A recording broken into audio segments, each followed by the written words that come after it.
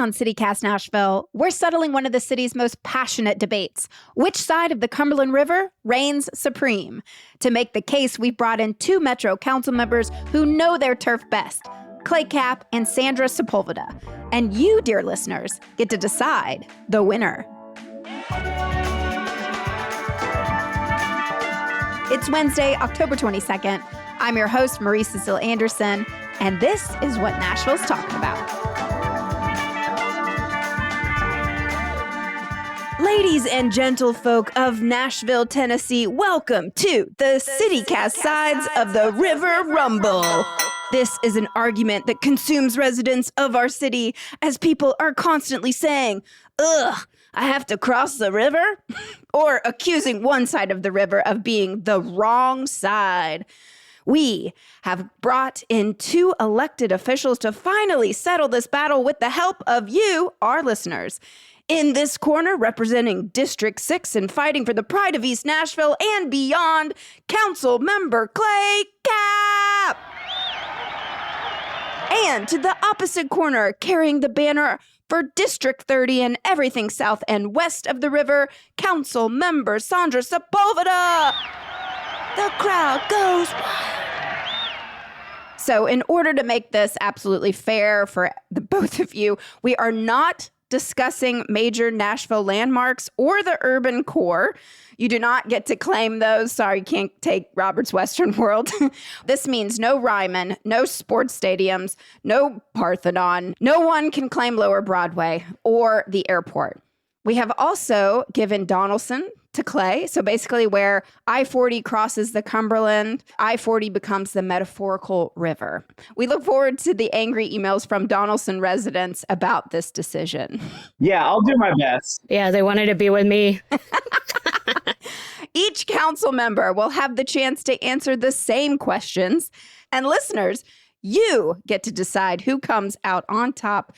Email us at nashville@citycast.fm, and we'll announce the winner on this week's Friday News Roundup. Let's begin. Opening statements. What are you most proud of about your side of the river? I'm going to begin with you, Sandra. The diversity in general, right? Diversity in people, diversity in food, diversity in experience. Where else can you walk outside, go get a taco, go get some gyros, go to Plaza and experience Latin American music, right? A mariachi or Brazilian drums, or see some dancing.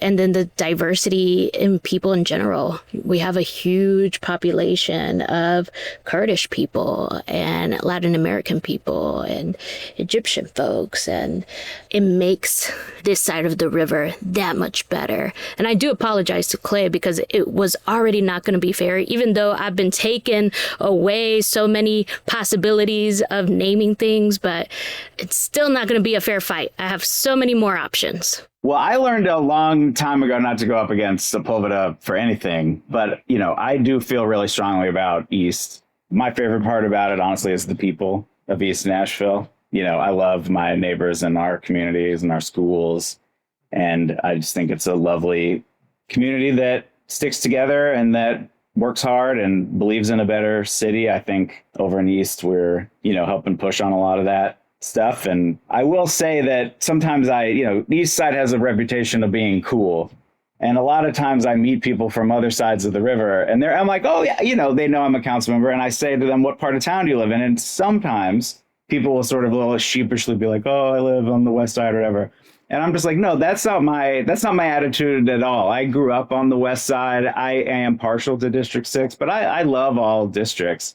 So I'm going to throw down with you over food and parks and everything else. I think that there's a lot of food you can walk to in East as well. I think maybe we can settle this definitively right now by saying we're exporting innovations to the West Side. Maíz de la Vida, St. Vito's started over here as pop-ups. Now they're brick and mortars on the West Side. So I think I'm just going to plant that flag. Clay, I'm glad you brought up food because we are going to begin with naming your two best restaurants. That raises a real tricky problem for me because if I publicize some of the great restaurants over here and then everybody from the West Side starts coming over, I'm going to have some folks, unhappy with me. Why is everybody mobbing these places now because you call us out? But there's so much amazing, great stuff over here. I'm not going to limit myself to two. I will say I went to Show Pizza on McGavick, which just opened up. I was recently there. So I'm not going to say that, to the exclusion of any other great place, but it is phenomenal. And then Maíz de la Vida, I know I already mentioned them, but their truck is still on Stratton and Gallatin, and I go there with a dangerous frequency. I'd just like to point out that Clay called it exporting. I called it running away. We blossomed and nurtured. Okay. I'd also like to point out that Clay also referred to other people on the other side of the river as losers since he called East Tennesseans cool. I'm just going to leave it at that. That's what he said. That's what I heard. I don't know what y'all heard. My own mother lives on the West Side. You called your mother a loser? She's a delightful. Clay, that's so wrong. One of the greatest people ever born. Why would you say that? That's terrible. I think what I said is that when people sheepishly say to me, we heard you. On the West Side, I say it's my nothing turn. To be ashamed it's my of. turn. Oh my God, Clay. Oh my God. Anyway, there's so many options here. How do you limit it? I guess there are a bunch of places that are holes in the wall that are just so secret, but you have the regular places that everyone knows, right? You go to Plaza, there's a bunch of options. It's basically a food court. But one of my favorite taco places is along Nolensville, Mexicano Taqueria. And it's great. It used to be like this trailer and it burned down several times and now it's brick and mortar. It just happens that way, Some of the best tacos I've ever had are actually there. There's some great Kurdish food along the Nolensville corridor, House of Kebab. It's unlimited, right? You want Egyptian food. You want Salvadorian. You want some of the best pupusas. And you'll find like 5 different places that make some pretty solid ones. And then you want some quesadillas, right? While everyone was snowed in, I was able to walk across the street to this taco truck, Los Castillos, and ate some dope-ass quesadillas. And I was able to drink from a coconut. She drilled a hole in the coconut and I drank from a coconut. Where else do you find that? I know that coconut place. I think maybe you took me there one time. It's just awesome. And like the bakeries here, just like Clay, how can you limit it to 2 things? I'm not going to diss any of that stuff. I will say King Tut's was a real crowd pleaser, particularly for my kids during COVID. It's legit. But I will say, stack up those quesadillas against the original truck from Maíz de la Vida, and, I think we'll stack up okay. Let's turn our attention to the nightlife. I want to go dancing. I want to go to a bar and hear some cool music. Go to the 5 spot. Go to the Basement East. The Lipstick Lounge has just within a couple weeks opened up their new sports bar extension called Chapstick. I'd say, if you're looking for something cool to do that you haven't done before, I think that's a great place to stop by. Yes, it is. Sandra, where can I get my dance on? Yeah, there's Flamingo in Wedgwood, Houston. DJ Julian has a set there every now and then. You could also find him at the tailgates for La Brigada. That's also a place you could go get your dance on and do ski shots. I don't know if y'all know what that is, but they put shots on a ski, the ones you ski with, and then you tilt it back. That could be a nightlife if it's happening at night. There's a number of bars. There's also karaoke at several different bars up and down this side of town, which, if y'all don't know, I'm a big fan of karaoke. Las Cazuelas has some karaoke that happens, which is in my district. If you want some karaoke, come over to Fran's. You know what? I still haven't gone there. Oh, come to Fran's. I'll take you to Fran's. All right. Oh, well, can we bring our members along too? That would be really fun, actually. Sure. Fran's is legit for karaoke and everything else too.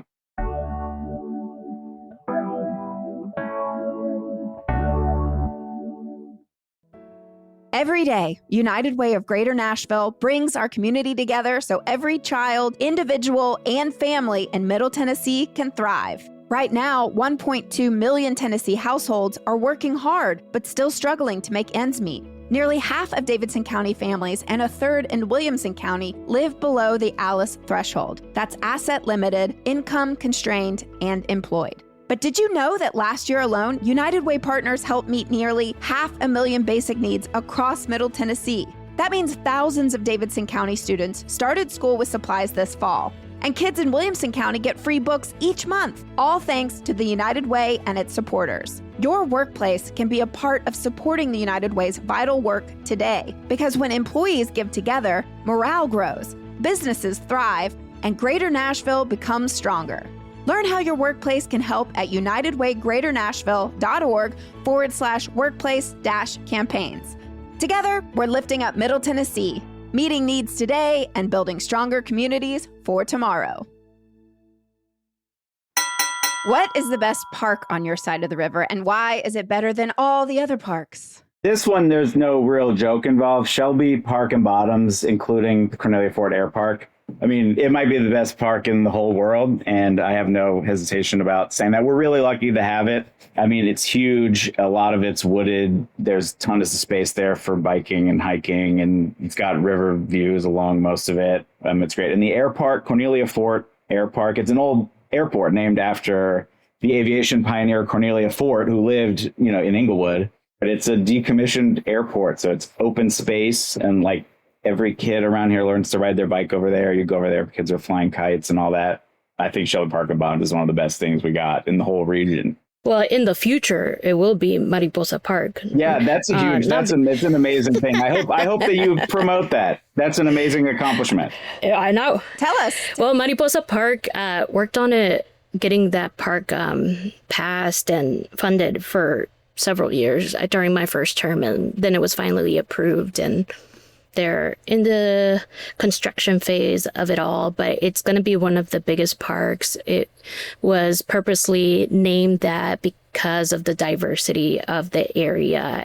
It's going to be along Tusculum Road, but it's going to have a lot of cool amenities, so everyone should check that out once it finally opens. But until then, I will say, and I know that it is a very obvious one, but Centennial Park is so beautiful, right? The greenery, the flowers that they put up, the trees. Can't name the big, beautiful building that's part of it, but the landscape in general, all of the features that make that park in the center of a city that's surrounded by a campus, by neighborhoods. This place where people can go and just hang out and read books and play soccer and gather. It's a place for everybody. I'll say this because she won't, but Mariposa Park is going to be a big part of her legacy on this city. I mean, that park is happening because of you, Sandra, and that's something that'll last forever as long as we, inhabit this planet. And that is an amazing legacy and accomplishment. Oh, but I will take a little credit for West Side Parks, too, if I can get some extra credit, because I planted one of those trees in Centennial Park. My Eagle Scout project was planting trees in Centennial Park. It's a swamp white oak. I can show you where it is sometime, but it's thriving. It's doing great. It's in a really good spot. Nice. We should put a statue. Yeah, don't do that. Just leave it alone. Well, it's doing fine. Listeners at home, you be the judge.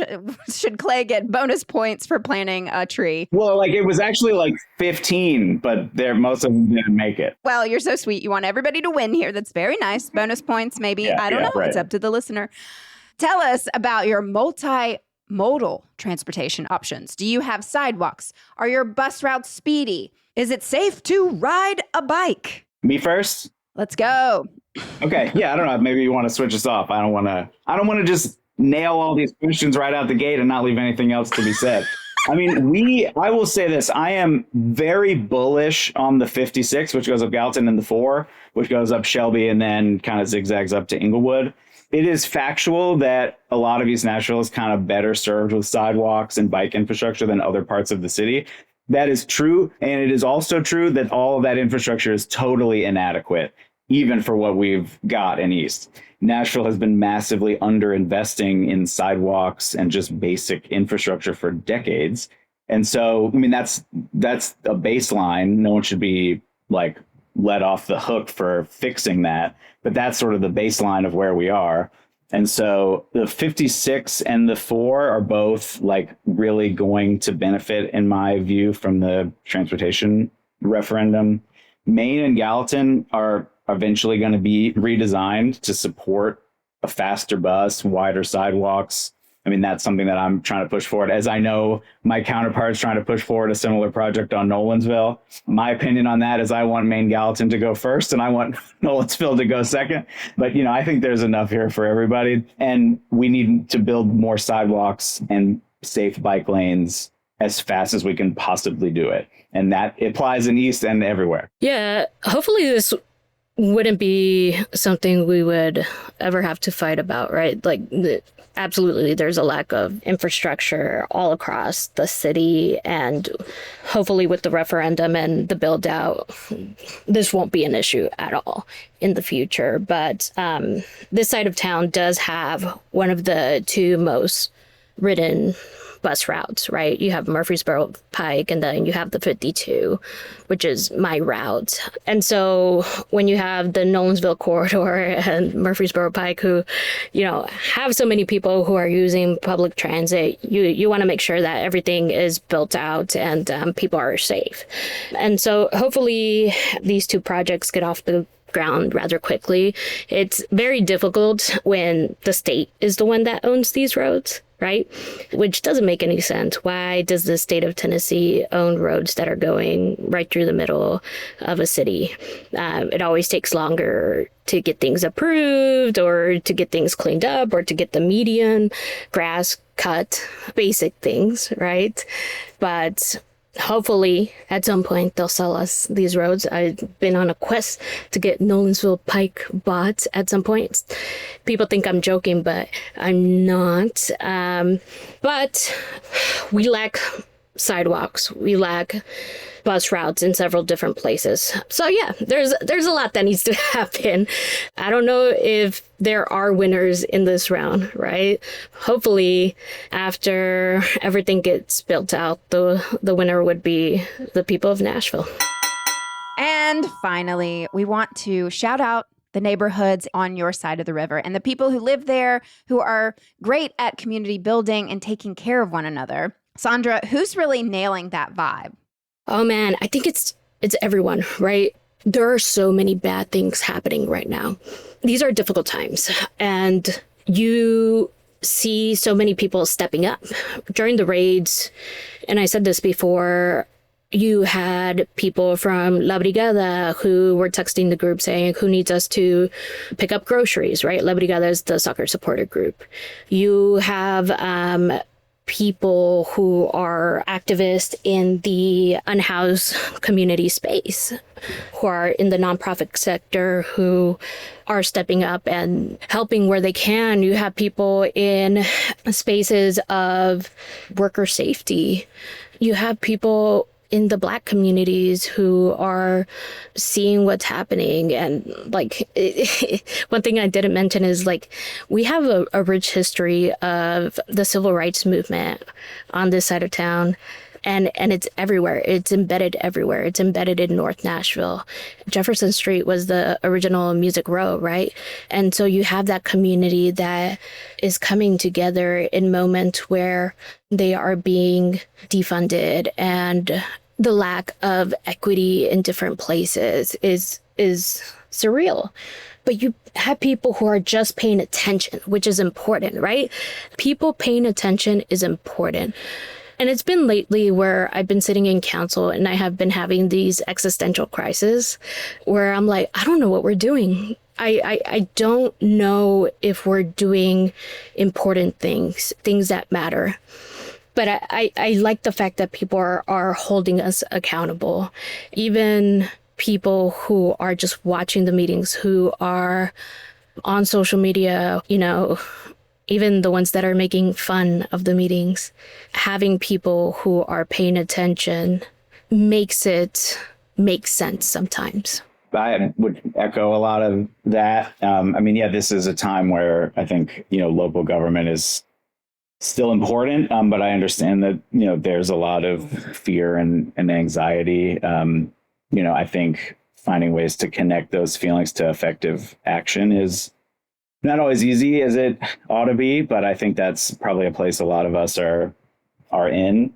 There's a lot of folks in East doing great work, and this list is by no means to exclude any others.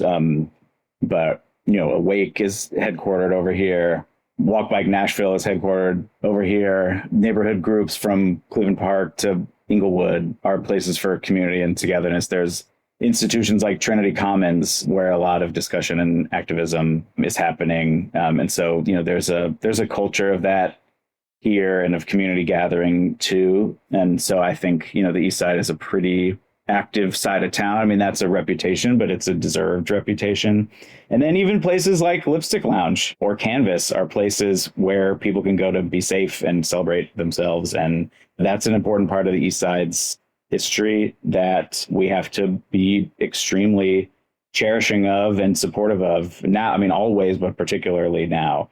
And so I appreciate Sandra pointing out the moment and the importance of sort of consciousness and support across all of that, because, this is East versus West, but really we're one city and we have a lot more in common than we don't. And particularly now we've got a lot at stake. And there's a lot of people I feel honored to be able to do that with, but Sandra is very much at the top of that list. And so I've learned a lot from her and have loved working with her. I know that's not the vibe you're going for on this. And I didn't even say one thing about Donaldson. So I'll say, go to Bagel Shop, go to Hattie Jane's out in Donaldson. Yeah, I'll also say there's a bunch of things to do in Donaldson. They have quite a big nightlife that's starting to pick up over there. So I once said that they were up and coming, and someone said, "No, we're down and going. Don't tell people. We don't want more people over here." Uncle Bud's out in Donaldson. Been there longer than any of that other stuff. All right. Well, I actually have one last bonus question. What physical thing, a place or a building or a business, not a feeling, would you steal from the other side of the river? Oh, that's so hard. Parthenon. No, that you can't. That's not can't? it. No, Okay, not the Parthenon. The North Branch Library. Well, I wouldn't steal it. Can I duplicate it? Yes, we'll make an exact I would copy. duplicate the North Branch Library. Damn. I might have to say Ernie's. Well, this has been really fun. Again, I don't know who the winner is. We're turning to our listeners at home. Folks, you are going to decide who the winner is here. Email us at nashville@citycast.fm. Again, we're going to announce those results this Friday on our roundup. Let us know what places we've missed, what places you want to shout out. Thank you both for coming. You guys were too nice to each other. I know that's not what you were going for. Well, you're proper elected officials. And friends, that's the real problem. Next time we'll get mud. We'll do it in person.